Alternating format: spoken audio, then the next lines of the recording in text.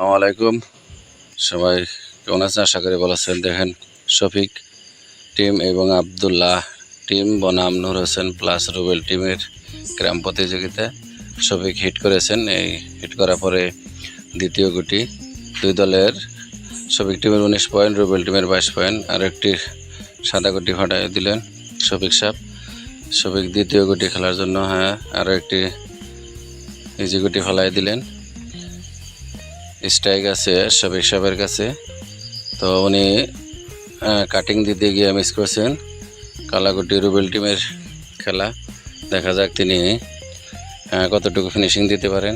একটা গুটি কালা ফেলাই দিচ্ছেন, দ্বিতীয় গুটিটা ফেলাই দিলেন।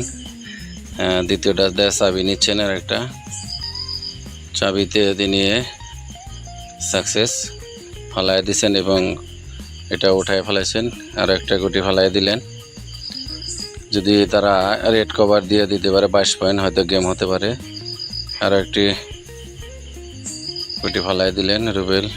একটা ইজি গুটি খেলতেছেন কালা, এটা পড়ে গেল। এখন আর 3টা গুটি আছে, সাদাদের আছে 5টা গুটি। দেখা যাক, উনি কালোটা উঠাই দিলেন। আব্দুল হামিদের খেলা, উনি প্রথম আরও একটি সাদা গুটি ফেলাই দিলেন। ইজি একটা সাদা গুটি খেলার চেষ্টা, দেখা যাক তিনি কি করতে পারেন। ইজি গুটি খেলতে গিয়ে তিনি মিস করে ফেললেন। এখন হোসেনের হাতে স্ট্রাইক। হোসেন যদি হোসেনের 2টা গুটি আছে, এটা যদি ফালায় এর রেডটা কভার দিতে পারলেই কিন্তু গেম হয়ে যাবে। তো দেখা যাক তিনি রেডটা নিতে পারেন কিনা। রেড নিচ্ছেন। এখন রেডটা কভার করতে পারলেই তাদের যেহেতু 22 পয়েন্ট, তা গেম হয়ে যাব।